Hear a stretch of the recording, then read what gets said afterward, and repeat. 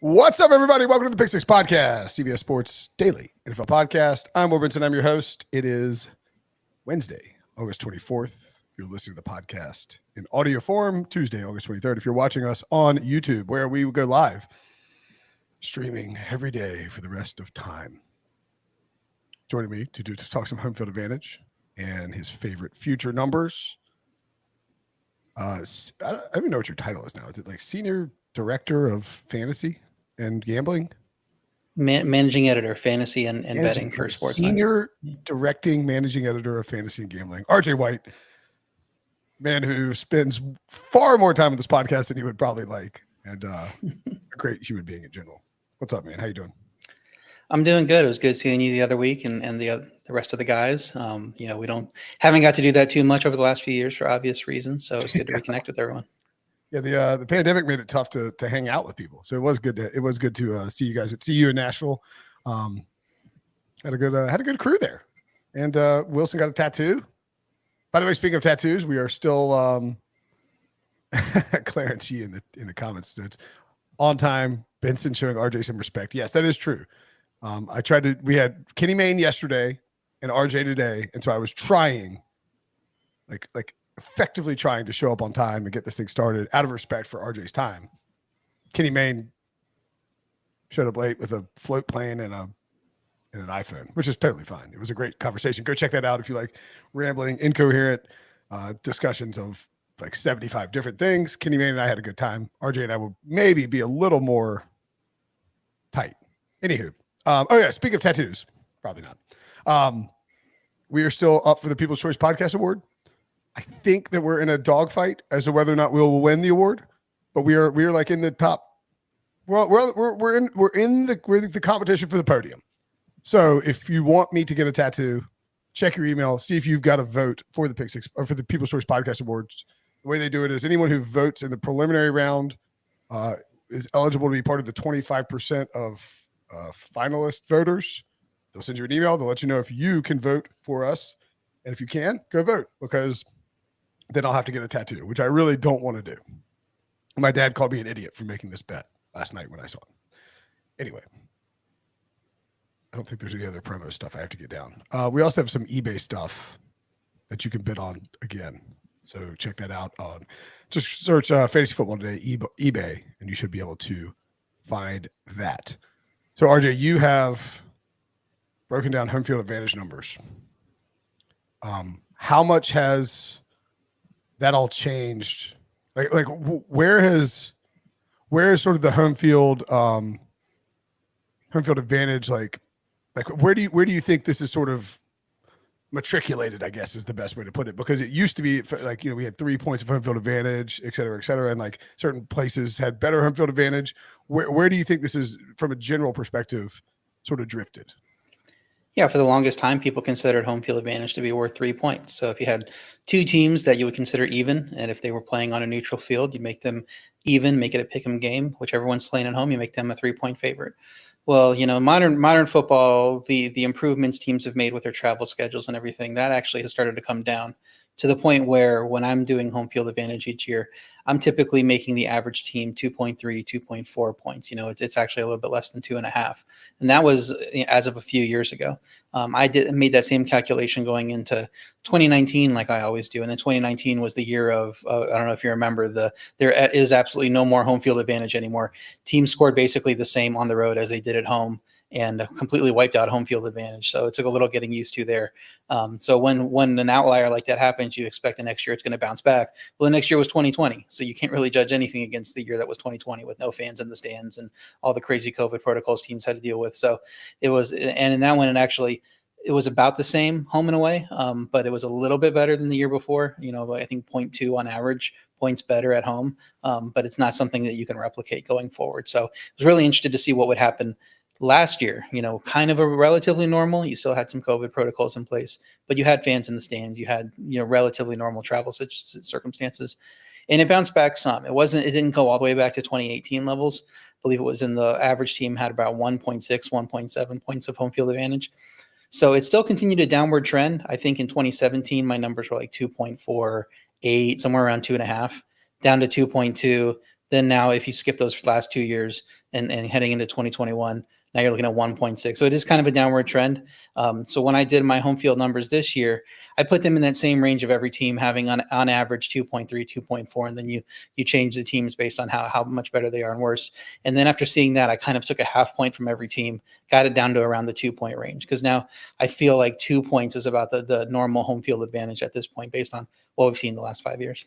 Okay. And yeah, looking at it, it's interesting. Like, sorry. So I'll just ask it this way. And I think that'll get me to my next question that I was going to ask you based on your article. And you can read this at sportsline.com.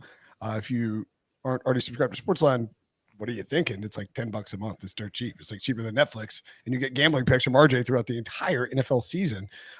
Who has the best home field advantage in the NFL for 2022? Yeah, so the best team in my numbers are the Packers. The Packers are consistently much better at home. If you just look at my raw numbers and the way that I do the methodology for this formula. Also, by the way, feel free to mention your record over your last 68 picks with the Packers. Yeah, I'll get to that record. So the way that I do it is it's a weighted average. So it's I take 50% weight into last year, 25% weight into the previous year, and so on, and for the last 5 years. And the Packers are just consistently, the offense is better at home. What you kind of expect Aaron Rodgers at home field advantage, but it's actually the defense that is way better at home. I believe it was like 10 points better at home last year than the year before, and that's kind of consistent. They're always like 7-8 points better. So that kind of gives me optimism that even if Rodgers moves on, that defense is still going to play well at home and give them a home field advantage. Yeah, my record on the Packers, my ongoing streak at Sportsline, which if you're on Sportsline, you see me make a pick for a team, and I have an active streak on that. It'll tell you how well I performed with that team over the last X number of picks.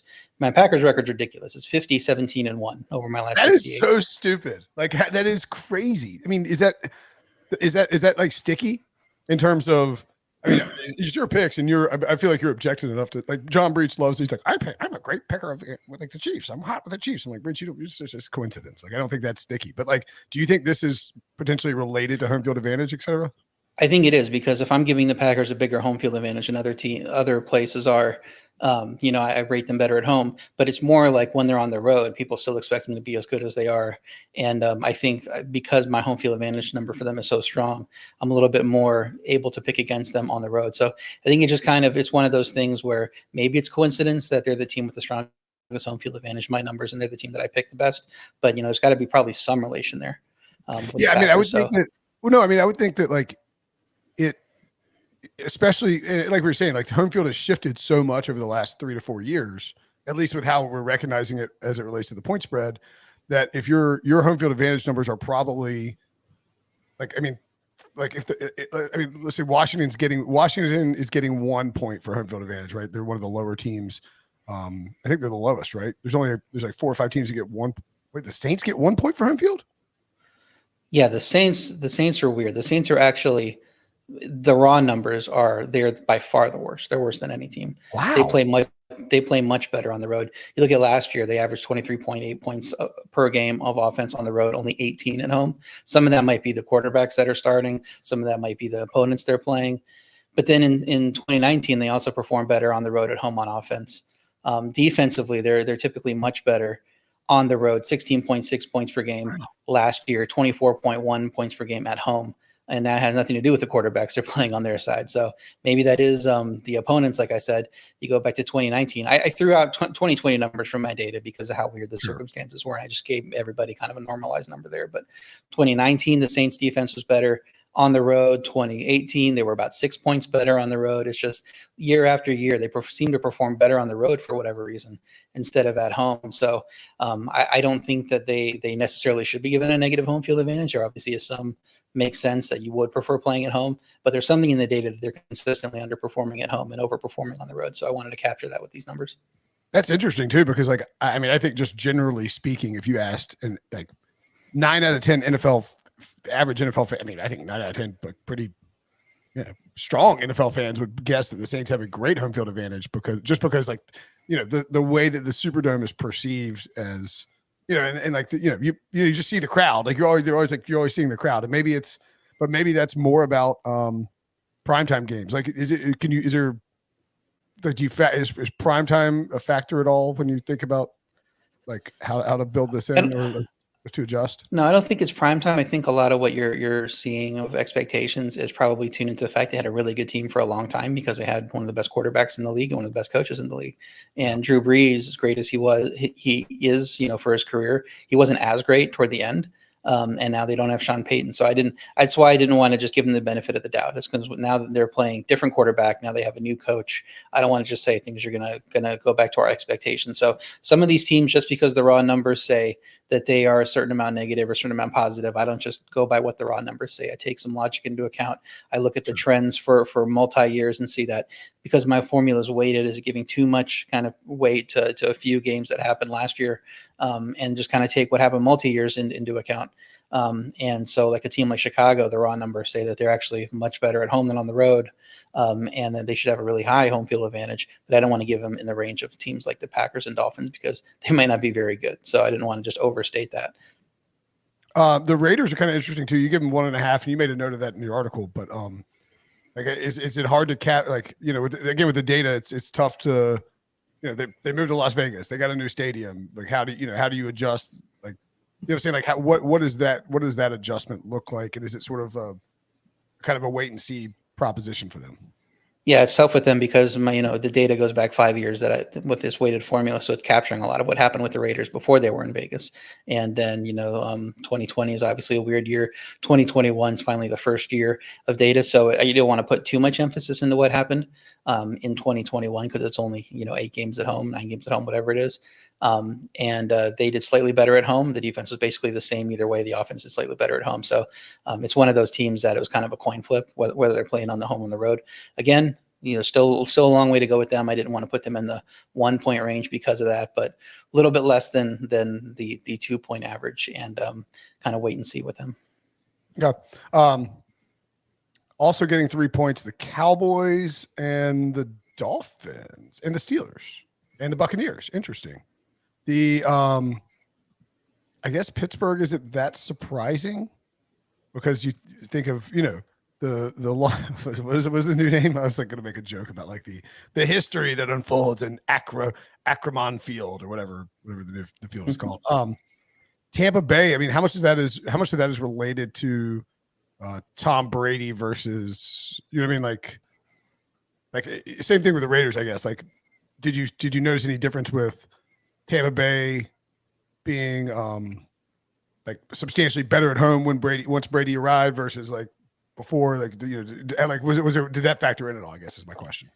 Yeah, their 2020 numbers at home were good, but again, I just zeroed out everybody for 2020 because of the weird home field. But offense much better at home. About I think 5.2 points better at home in 2021, and so I think he does play a big part into that. The defense also played better at home. Maybe you can credit him with some of that. They're playing harder. They think that they're going to win. But he's still there, unless his personal matter, evolves into something else. I know he's back now. But if he's still playing, you got to kind of take into account what happened in 2021, and to some extent 2020 is applicable for this year. So it probably does take into account that. And that's why they had one of the better raw numbers. And I put him at 3, one of the few teams at 3 with teams like Miami. Like you said, Miami, I don't know if you remember a few years back. Yeah, we used to talk. We've had this conversation a few years, at this point, and Miami was one of the best teams a few years ago, and I was like, that's a sneaky home field advantage. For whatever reason, teams come into Miami, maybe they go out partying the night before, and maybe it's just that Miami nightlife. It just takes, or the weather, just being so humid there, takes teams off guard. And Miami seems to have a really good home field advantage that kind of goes underrepresented. So they were one of the sneaky teams that I, would always play on at home a lot more than other people would. And that went away for a year. It looks like it's back, as of 2021. 2019, it went away for them, but it went away for everyone. Like we said, the home and away splits were pretty much gone on average that year. But last year, Dolphins were 4.8 points per game better at home and 4.6 points per game better on the at home on defense on the other side of the ball. So that puts them only in the raw numbers behind the Packers and Steelers. So I wanted to give them 3.5, but the Packers are just on another level, and I didn't want to go too high with the Packers, make them 4. I think the Packers, once you get later in the season, you could probably call them a 4-point home team. And the Dolphins are on that edge of 3.5 right now. Interesting. Yeah, I guess the Packers too with the weather. Like, I mean, later in the season, but you would think it becomes more of an advantage when it gets much colder in Green Bay, in theory. is it Jeagles or Jay Eagles? I'm not entirely sure, but either way, he points out in the chat. Don't forget to like the video. RJ always brings the heat every season. Woo! RJ brings the heat. The white heat. White hot. Yeah, I'm in Florida. I'm in Florida in August, so I know all about heat. Yeah, God, my Jay Eagles, excuse me. Thank you. All right, let's any other thoughts from the home field advantage rankings, like any other, just sort of when you're looking at 2022 and how to sort of plan for it, because look, like this is the stuff too, I think, that this is why you should sub to Sportsline and read RJ's stuff. Like this potentially gives you an advantage going into week one when you're making your picks. Maybe you're in a CBS Sports pool, maybe you're just betting, whatever you're doing, you'll have, by knowing these numbers, you can see where there might be some advantage plays in week one, right? Right. And to take one example, Buccaneers at Cowboys in one of the big marquee games of week one. Cowboys offense at home is incredible. They were about, it looks like 7.5 points better at home per game last year on offense, 10 points per game in 2019, and then like another 7 in 2018. It's very consistent. It's something that you have to figure is a trend at this point. So they were much better at home. The defense has been a little bit less consistent. They weren't as good at home as they were on the road last year, for example. But that offense kind of carries them. So that plays into the teams that they're playing, maybe make them a little bit more, of a home field advantage at home. Also plays into the totals. If you're going to play a Cowboys total, much better to play it at home when you go the over, much better to play it under, on the road, and just in general, with all else being equal. And I don't think the markets are going to reflect that too much. You're going to see the team strengths and put it, if this Tampa Bay and Dallas game was in Tampa Bay instead of Dallas, it'd probably be the same total. But the data suggests that the offense performs much better at home, and it probably needs to be a few points higher at home when you're playing in Dallas for the Cowboys. Yep. All right, let's take a break, and when we come back, we'll talk about some futures that you have made for the 2022 NFL season. Coming up next. Now streaming. Celebrate South Park's 25th anniversary with performances by Primus, Ween, and Trey Parker and Matt Stone. Everyone hear me, okay? South Park at Red Rocks, the 25th anniversary concert. Now streaming on Paramount Plus. All right. So John Breach was telling us in Nashville, he's like, I talked to RJ and I got all 32 of his NFL futures, and I know him and you don't. I was like, well, Breach, I'm not sure if you're aware, but Sportsline.com offers a list of RJ's futures, and you can just read them. But sure, go ahead and brag about whatever you want to brag about, Breach. Is 32 the number? 32? No, I have 23. I mean 23. Sorry, I got that fixed. But 23 is still not a short number.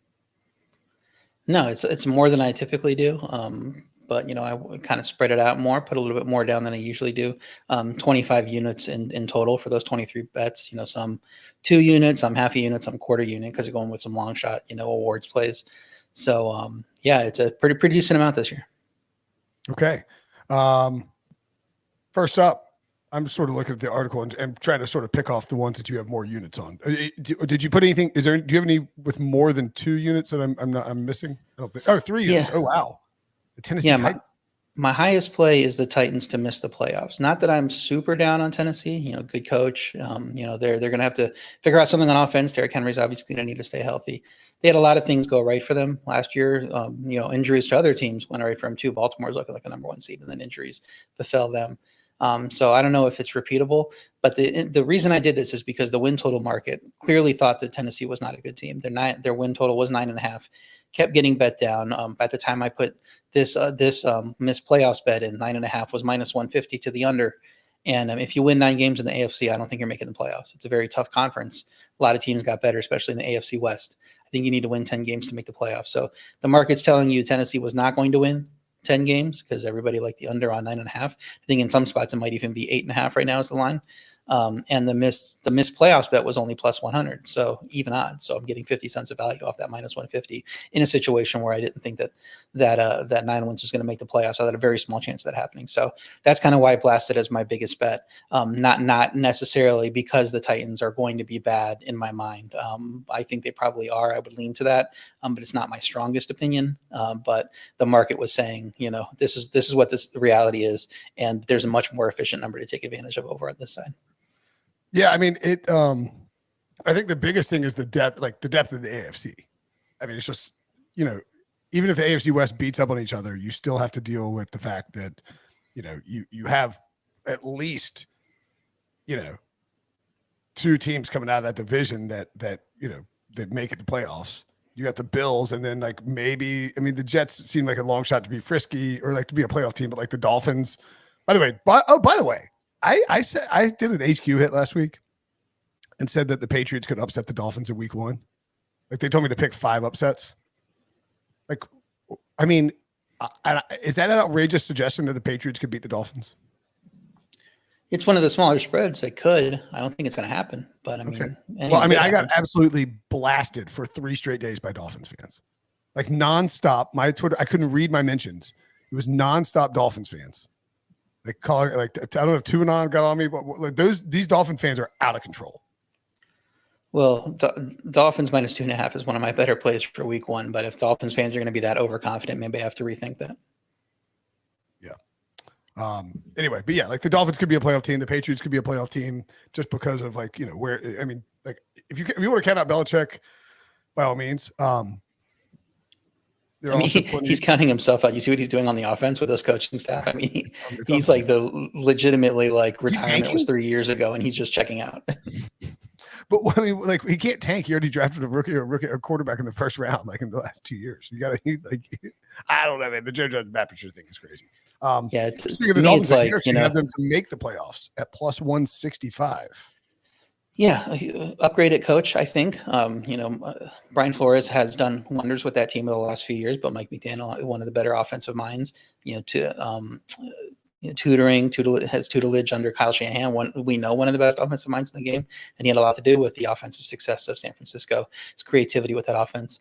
Now you bring him to Miami in an offense that couldn't do anything in terms of getting guys open in space, really put a lot on Tua to have to do on his own.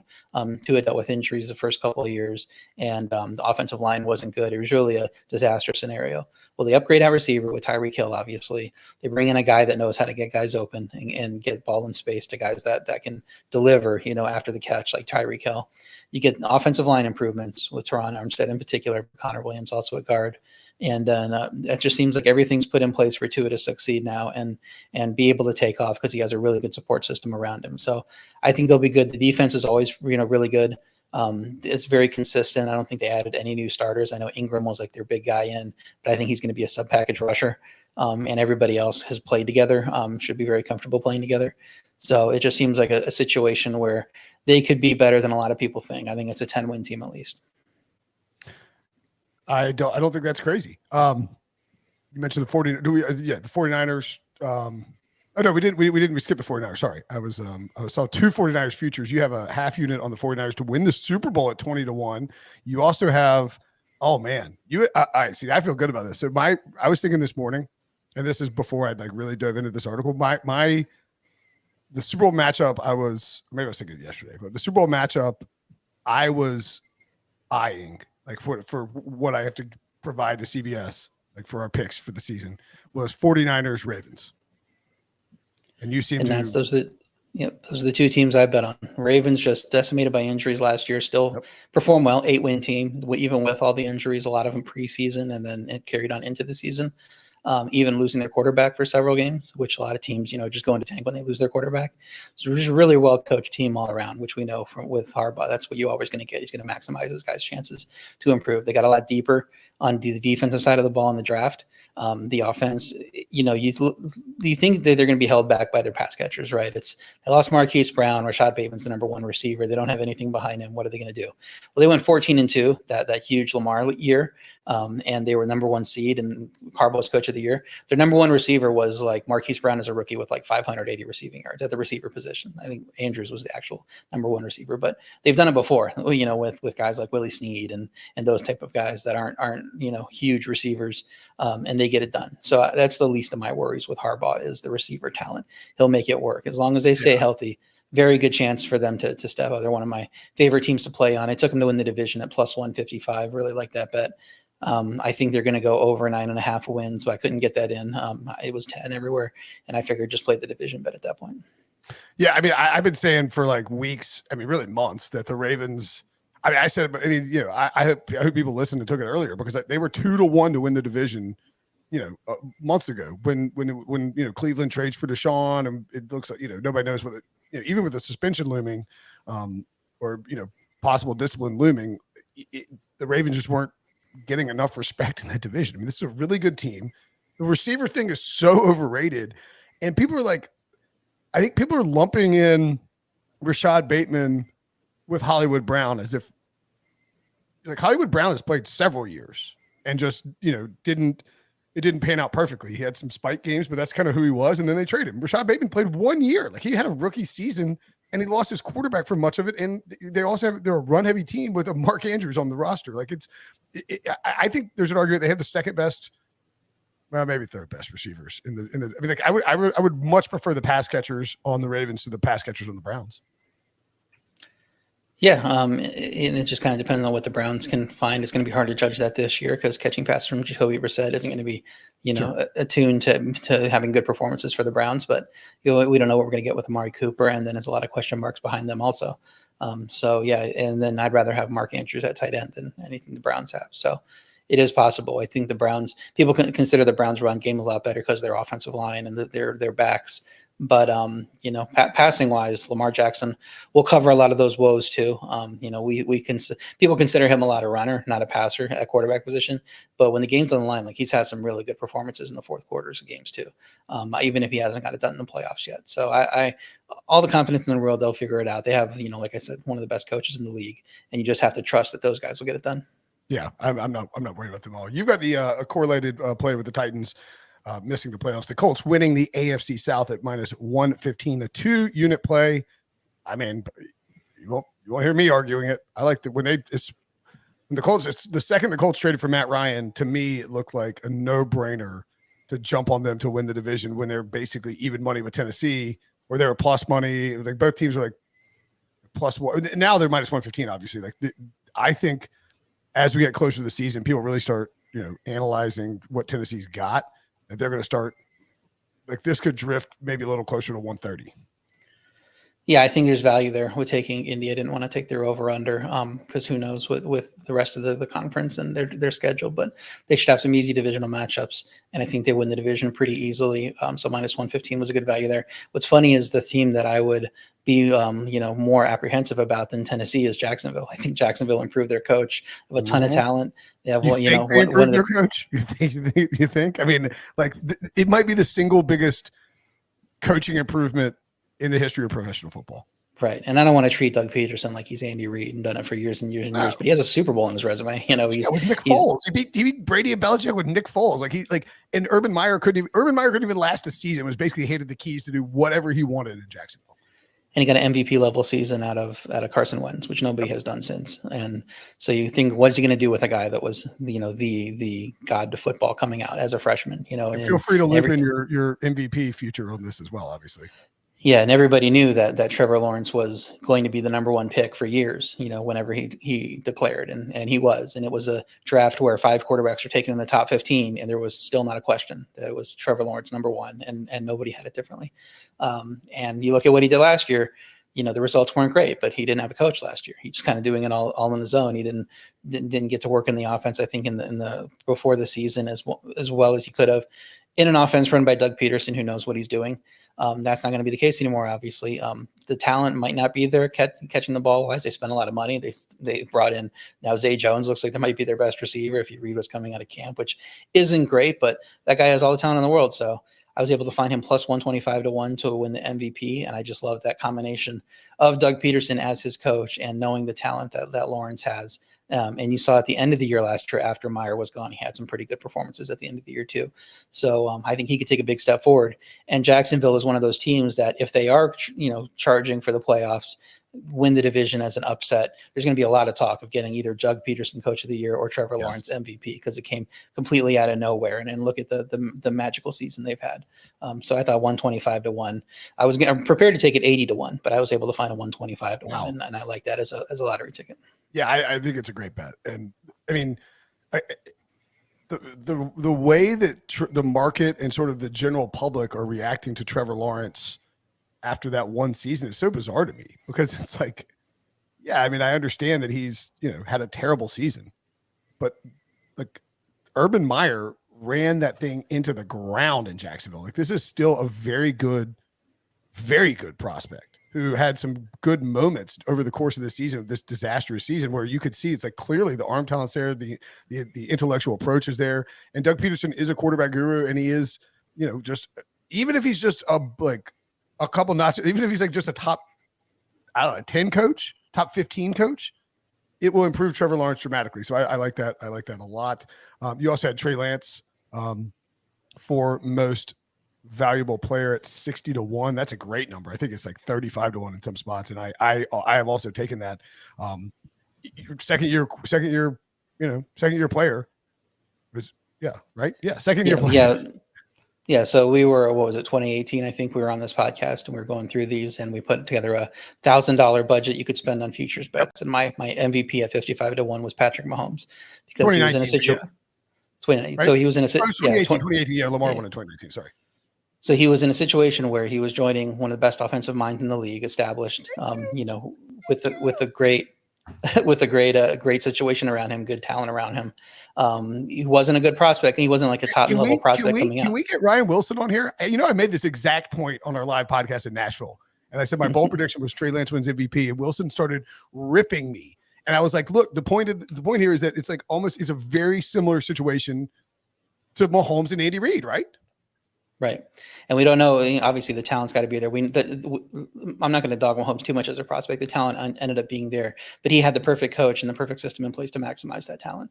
And so if he ends up on the Giants and Dave Gettleman drafts him, whatever, and Joe Judge is running him, is he as good a quarterback? Oh. I don't know. It's just probably not. And maybe the talent wins out eventually, but he's not going to be Josh Rosen by any means, but maybe he's just a good quarterback instead of an MVP level quarterback. That could be the case with Trey Lance. Put him in anybody else's hands, wouldn't trust him as much, put him with Kyle Shanahan. Obviously, they had a direction they wanted to take with that offense, and they thought he was the guy. They traded 3 first-round picks to go up and be in position to take him. And so when you make that level of investment in a quarterback, and you have a guy that's proven already in place in Garoppolo, but you want to go on and move on with this guy, you have something in mind, what you're going to do with that offense. And so I think they're going to maximize his talent, put him in the situation they need to succeed. I think San Francisco has a really good chance to take the number 1 seed, beat out the Rams in the NFC. So I have them at plus 2-1 to win the division. I like that bet too, but I'm all in on San Francisco this year, just figuring that I want to get a guy that's a raw, talented prospect at quarterback in with Kyle Shanahan because his upside is tremendous. Well, and then Wilson's point too is he's like, Mahomes and Trey Lance aren't the same. Like he runs a lot more. I was like, well, then look at 2019, dude. And it was like second year guy who runs too much. I was like, oh, you mean like Lamar Jackson, where they're building this offense around him? Like it is exactly like I wouldn't take it at like 20-1 him to win MVP. And I don't know how low it's going to get before the start of the season. Like some of these futures markets are getting just absolutely. Like the offensive rookie of the year is like the craziest market you'll ever see. It was like all of a sudden we've got George Pickens is like 7-1 now. He's like 90-1, 2 weeks ago. It's moving all over the place because there's no quarterbacks. But yeah, I mean, like Trey Lance is the prototypical type of MVP winner based on what we saw from Lamar Jackson and Patrick Mahomes. You have to think about what goes into the mindset of voters when they do this MVP voting. And if Trey Lance comes in and is explosive on the ground, creates a more vertical element to the 49ers passing game, the Niners win the division and go 14-3, he is going to be in the mix for MVP. And the idea that he just can't win the award is to me is just crazy. So that's why. So I'm with you completely on that. You have the Lions to make the playoffs. Wow. Yeah, I wanted a positive bet on the Lions, but their over-under got a lot of people I think are positive on them. So the juice on the over got a little too high for me. So I figured, take a little while, put a half unit on something a little more crazy. I think the NFC is a little more wide open than people expect. We think that the Vikings are pretty solid. We think the Eagles are pretty solid. We think the Cardinals are pretty solid. We think the Saints are pretty solid. But so a couple of those teams aren't as good as people think. The Saints might finish 7-10, 6-11 wouldn't surprise me. I mean, all those teams I named, there are reasons to be optimistic about them, but not all of them are going to reach their ceiling. I think there's going to be space for a surprise team to come in and be a playoff team in the NFC. It could be, a team like the Giants or the Panthers, if you believe in Baker Mayfield. But the one I'm rolling with is Detroit. You could tell players love playing for Dan Campbell. He's a big old meathead that everybody loves, and he's going to get the most out of his players on game day. And they overperformed. They weren't winning games. They started 0-11, I believe, or 0-11-1. But they were covering spreads. They were getting themselves in position to win, and then losing because of like the best field goal in history and random things like that. They're the first team in NFL history to lose back-to-back games on 55. I think it's 55 walk-off, or maybe it's 50 walk-off 55-yard field goals in back-to-back weeks. Like and one of them was that 65-yarder from Justin Tucker, which is ridiculous. Right. And so you look at the win-loss record, and it's like that's all that matters is wins and losses. But this was a better team than their win-loss record last year. We saw it a little bit toward later in the year. They came on a little bit. They're talented on the defensive side of the ball. Hutchinson was a big pickup. Love what they have in the defensive line. Love what they have in the offensive line. So we've seen a team like in the past, like the Eagles, might not look as strong at the skill positions, might not look as strong in the secondary at linebacker, really strong in the trenches. And that seems to be the team that the Lions are putting together. So I could see them, beating up a few teams in the trenches. I could see Jared Goff having a few games here and there. We dog on Jared Goff too, one of the worst starting quarterbacks in the league. I think everybody thinks. Dude went to a Super Bowl. Yep. He did it with the offensive mastermind, but he had a really good season, at that point. He does have some upside. He's not going to ever be that quarterback again that he was in Sean McVay's offense, but I don't think he's going to run around and just be like Taylor Heineke or anything. He's still he's a solid overall pick. Solid quarterback, talented quarterback, a lot of experience in this league, playing in an offense that is going to be better when Jameson Williams is ready to come back. But some interesting pieces on the offensive side of the skill positions. Love what they're doing in the trenches and think they're really strong defensively, and they have a solid coaching staff in place. So that speaks to me to be a team that could win 9 games, maybe even 10 games, and be an upset team that gets to the playoffs. 2 unders that I love from the NFC you have on here. I mean, it's to me, it's been obvious for a while. Like, I think they have the 2 worst rosters in football, but the Bears under 6.5. I mean, like, that should be 5.5. I know they have an easy schedule. That's the only reason it's 6.5. This team is not. It ain't it.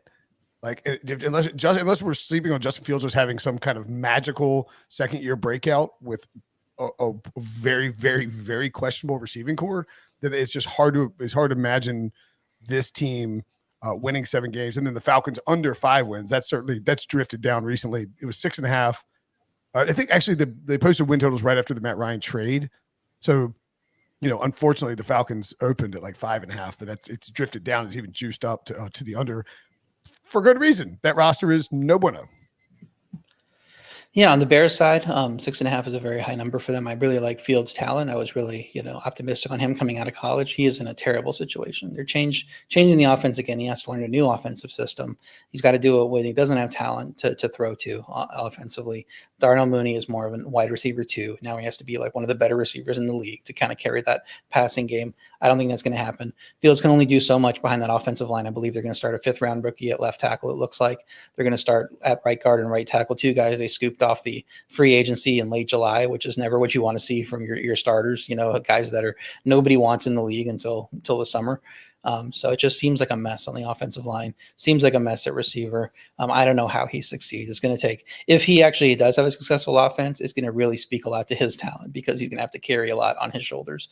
And we've seen people do that before. I mean, Deshaun Watson did it when he didn't have much else on the roster. He was able to carry that team. So is he Deshaun Watson? We haven't seen it yet. Maybe he is, but I think it's a better chance that they're bad. And that's a team where I took under 6.5, where I think you want to play the alt line because I gave out under 5.5 on the sports line show at plus. And by the way, like Deshaun Watson played 16 the last full season he played 2020. He played 16 games, led the league in passing yards, and the Texans won 4 games. So like you could even have a monster year from Fields, and like the Bears could still win 4 games. Like that's not out of that's not out of the realm of possibility. And then defensively, their star players making waves about wanting to leave. If that happens, their defense, they already lost a lot of talent. It's just it's even more of a downgrade for them. So I just don't know where the positivity is going to come from. I think under 5.5 at plus 140, I believe you can still get as a good play on the alt line. I think if you can find situations where you can bet them to have the worst record, get the number 1 pick, that's probably a good thing to do too at the 10-1, 8-1 range, whatever you can find. And then Atlanta, yeah, I'm also a little bit more. I'm not as strong on this play, because I don't get the half numbers. It's right on 5, so I think it could be a push, and I don't like playing those pushes. I want, if I'm going in on a 4-month bet, I want to be able to get paid out at the end. Yep. But, Marcus Mariota also being a very solid quarterback, a veteran, maybe he carries them to a couple wins more than they should have. But aside from that, I mean, it's not a very good roster. Not good pass catchers. They have to figure that out there. Defense, they have a couple solid players on defense. AJ Terrell really emerging as a quality cornerback, but still a long way to go on that defense to rebuild. So I think they're in year 2 of a very long rebuild. And, hopefully for this bet, we'll see some Desmond Ridder in the second half, and it'll help us. If they're, Desmond Ridder. If they're 3-8, it'll help us lose the last 5-6 games, whatever, and we catch that ticket. I think that's the Falcons and Bears are first. The only issue, by the way, is that I think they play each other, which is, let me double check on that.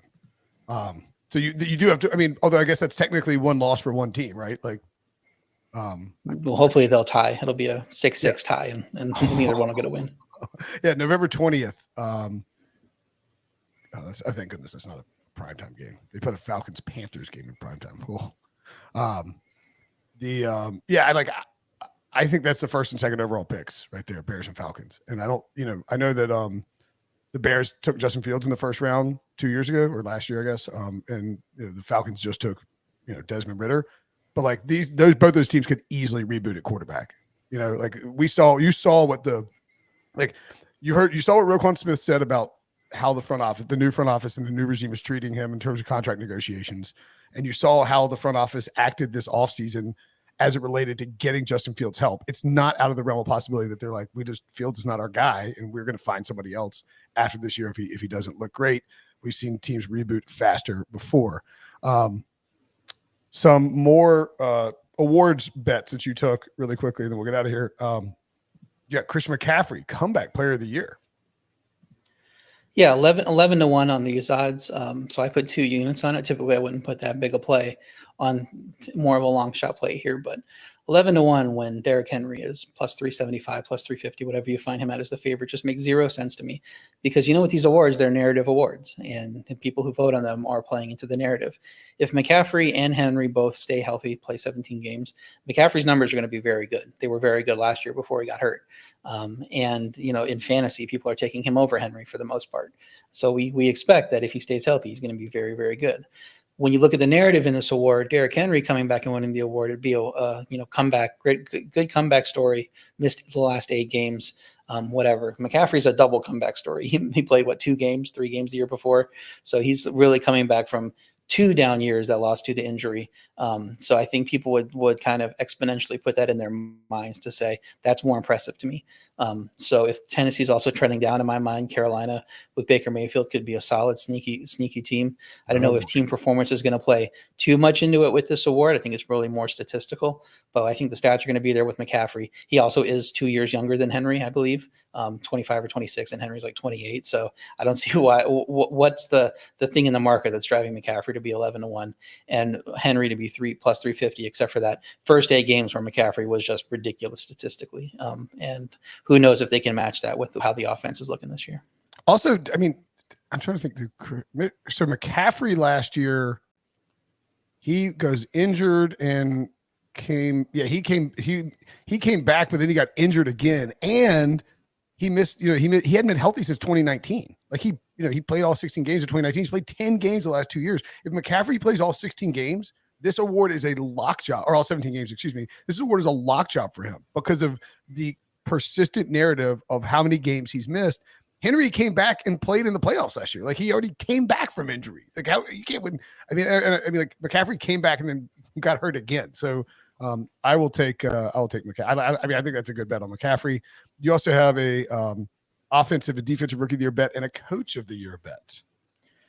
Yeah, defense and offensive rookie of the year. It was just a value play on these two. In the situation when I saw it, and I put these bets in late July. Karlaftis at 25 to 1 to win defensive rookie of the year. The Chiefs hadn't signed Dunlap at this point, so I was looking at that Chiefs depth chart and thinking Karlaftis is going to play a lot because they don't have anybody really behind him to take these snaps. So if he's on the field a lot and he's not getting singled up, or he's going to get a lot of single, protection a lot, because you got to worry about Frank Clark and Chris Jones on the other side. And on that line, I think it's just going to be free for him to get sacks, get tackles, rack up his numbers. So 25-1, I certainly wouldn't make him the favorite like I'm talking about McCaffrey. I just figured that was valuable in a very crowded field to have those numbers, because I could see him getting double-digit sacks this year just with the situation. Well, yeah. No, I agree. I think that number, that's the one guy that hasn't been like hammered, but like in terms of the edge rushers, who actually has an opportunity. And then you actually have your offensive rookie of the year and coach of the year from the same team, which people might recognize from right above your right shoulder, the Buffalo Bills. Yeah, everybody knows I'm not a Bills homer. I'm typically pessimistic with the Bills, and I would not play them to win the Super Bowl. I wouldn't play their over. I think they're at the top of the market right now. And we've talked about the questions with Dayball leaving. What's that mean for the offense? A little bit too much there. But if you are going to play the positive situation on them, these are two bets I like. Took James Cook at 25-1 to win Rookie of the Year. Not because I think he's the best running back in the class, but they treated him as one of the best running backs. They used a second-round pick on him. To me, that speaks to them wanting to use him in the offense a lot more than people realize. I think he could have a chance to take the starting job from Devin Singletary and just be the lead back at some point. He wasn't that really in college, but I do believe he has that ability in him, just based on scouting reports and everything, to be a lead back. And I think the Bills could run more in the regular season this year. Dayball's not there to basically get all the credit and do whatever he wants to do on offense because he's so good at it. So I don't know that the offense is going to be as pass happy as it usually is if McDermott is getting in people's ears saying, we need to save some hits on Josh in the second half. Let's just run it. We figure we're a playoff team. Let's kind of grind out more games. I think that you could see running back on that team be better than people expect over the last few years based on what we've seen with Josh Allen. So, I could see that guy having a Christian McCaffrey light season where he's catching the ball, he's running it a little bit, gets to 10 touchdowns or so, and he's in the mix there. So that's why I took him.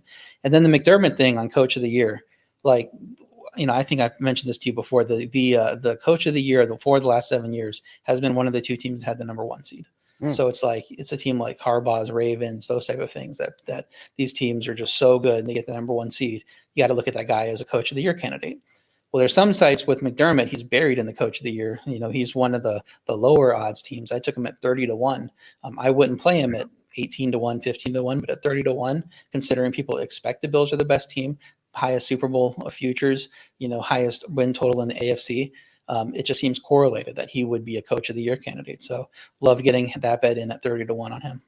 Yeah. And I think too, with McDermott, we talked about it. I did Andy and the Whales pod. We did the award show, the Deep Dive podcast. And we talked about this. And the problem with a lot of times it is the Coach of the Year is given to whichever coach most exceeds expectations. So it's a little tough for the Bills to get there, but I do think McDermott is a different case because he's never won the award. Remember, he had an argument for it when he got to the playoffs his first year, but McVay got it because they were both first-year coaches. He's a very well-respected head coach. This Bills team, it would be surprised if they didn't win 13 or 14 games, right? Especially with the down division. So if they go 15-2. And are just clearly the best team in football and get the number one seed in the AFC. I agree with you. I think that McDermott will get a lot of love for this, even though, there could be another coach who ends up with, exceeding their win total by a bigger margin than the Bills, although that's 3.5 games. So maybe not. I like it. Yeah, I was looking at guys like Dan Campbell. I wanted to play, because I think the lines are going to be good, but he was 18-1 places I was seeing.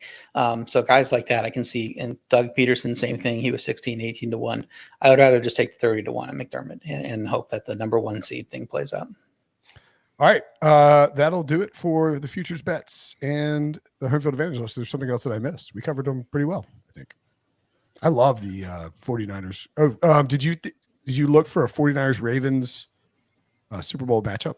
That's got to be I don't know. No, I just played Ravens to win the AFC and 49ers to win the Super Bowl. I thought there was value on both of those in those markets. Those were the best value teams. So that's kind of my way into that matchup. And if I get only half of that, because, injuries happen, bad breaks happen, whatever, I'm still getting paid out pretty well.